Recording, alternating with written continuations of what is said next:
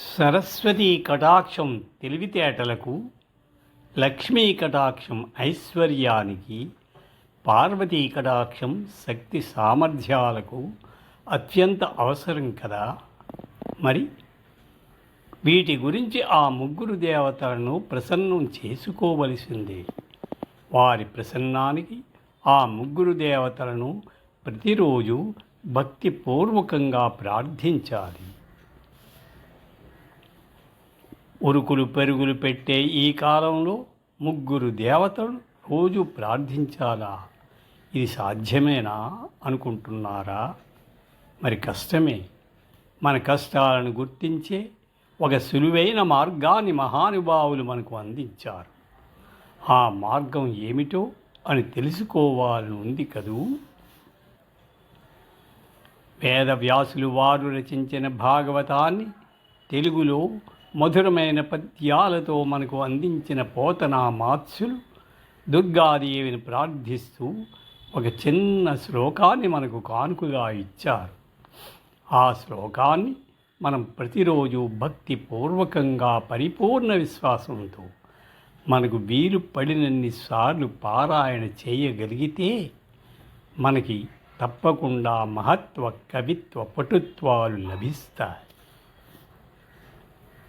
అంత ఖచ్చితంగా ఎలా చెప్పగలను అనుకుంటున్నారా?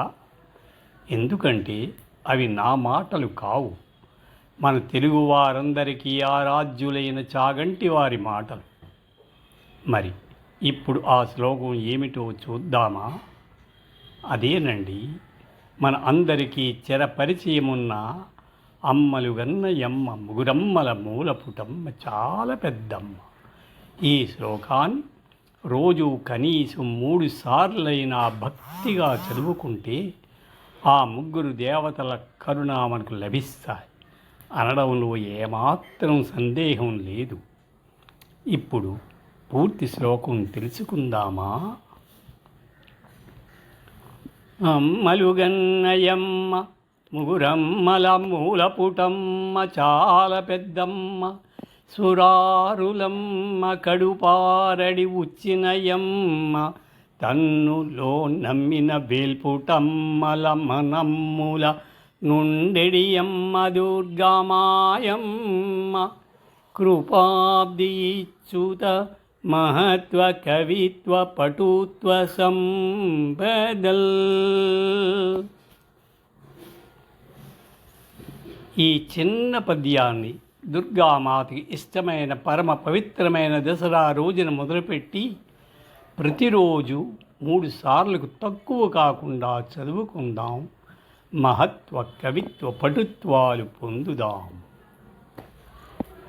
విశ్వావసునామ సంవత్సర విజయదశమి శుభాకాంక్షలతో అందరికీ